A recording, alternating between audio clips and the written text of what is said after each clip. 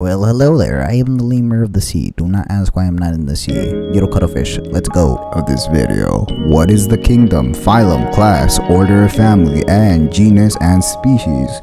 Now, I'm going to state the kingdom first. The kingdom is animal, the phylum is cephalopod, and the order, family, genus, and species, well, I'm not going to try to pronounce those.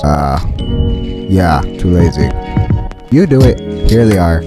I gave you time, you know.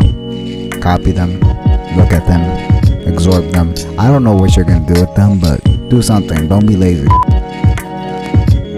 If cuttlefishes were removed from the environment, this would lead to a catastrophic effect of the animal that eats the cuttlefish having to die because it ran out of its food source or it no longer exists, and the animal that eats that animal dies because its food source no longer exists. It leads to a chain reaction of animals dying because they lost their food source, leading to the animals that had specific jobs dying, which leads to overpopulation of other animals that didn't need those animals, and overpopulation leads to low resources, leading to people and other animals besides sea life dying. So to an anarchy and first, how does the needle cuttlefish defend itself from predators? The needle cuttlefish defends itself from predators via two ways: absorbing water through a body cavity and then releasing it like a cannon, shooting itself very far away. The second way it defends itself is via ink that it sprays on predators once it feels threatened. Now, for what the needle cuttlefish eats. The needle cuttlefish eats small fish and crustaceans.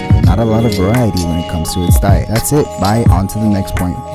The reproduction process. The reproduction process for this animal is internally, not externally, so it doesn't happen outside of the animal, it happens inside. The male cuttlefish has a long tentacle that it puts inside the female, fertilizing the eggs. Yeah, that's it. On to the next point.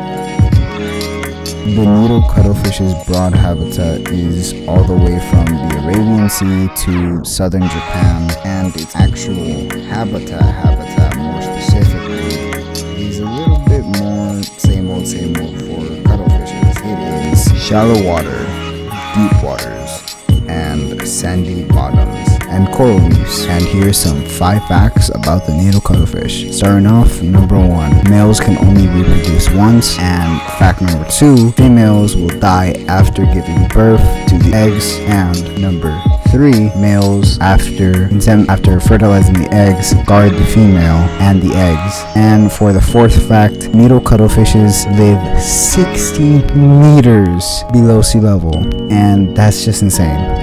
If you've ever seen the movie 47 meters down, you know that's pretty deep, and that's where sharks are. They live deeper.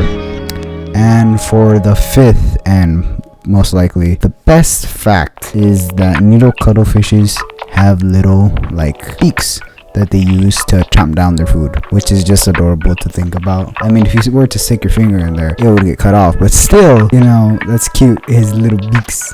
I don't know. I like that fact that it has little pincers that it just chomps food with. Food chain goes like this.